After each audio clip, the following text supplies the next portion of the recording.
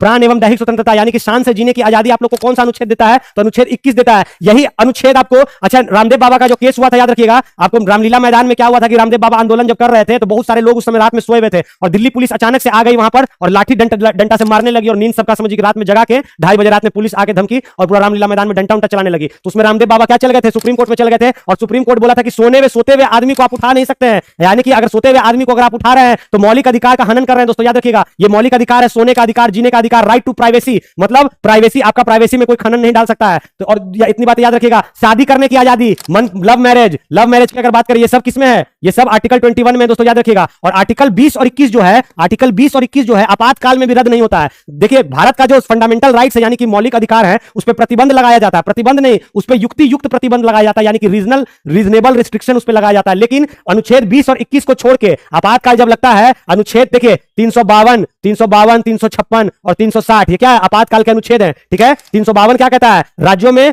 National emergency यानी कि राष्ट्रीय आपातकाल, 356 कहता है राज्यों में राष्ट्रपति शासन और 360 कहता है वित्तीय आपात। तो इतनी बातें याद रखिएगा। कहां से हम लोग लिए हैं? तो जर्मनी के वाइमर सिद्धांत से लिए आपातकाल। लेकिन आपातकाल में भी अनुच्छेद 20 और 21 नहीं हटता है दोस्तों, याद रखिएगा। और अनुच्छेद 21 का हेडिंग क्या है? प्राण एवं दैहिक स्वतंत्रता, और इसी के अंदर पासपोर्ट रखना, मतलब अगर कोई क्रिमिनल है तब भी उसको विदेश जाने का फ्रीडम है पूरी। ठीक है, उसको पासपोर्ट ऑफिस जाके अपना मतलब पासपोर्ट रिन्यू करा सकता है। अगर बहुत बड़ा क्राइम किया तो अलग बात है कि उसका पासपोर्ट वगैरह सीज होगा, अगर उस पर केस चल रहा है या उसको जेल भेज दिया गया तब। लेकिन ऐसे नहीं, अगर बेल पर बाहर है तब नहीं, याद रखिएगा। अच्छा, एक मेनका गांधी आपको केस होगा, मेनका गांधी आपसे पूछ लेगा विदेश जाने का अधिकार जो है एक मौलिक अधिकार है, किस केस में ये आया था? किस केस में आया था? तो आपको मेनका गांधी केस में आया था दोस्तों। और ये जो डिसीजन दिया है अभी हाल ही में, किस बेंच ने दिया है? तो जस्टिस विक्रमादित्य, लिखिएगा जस्टिस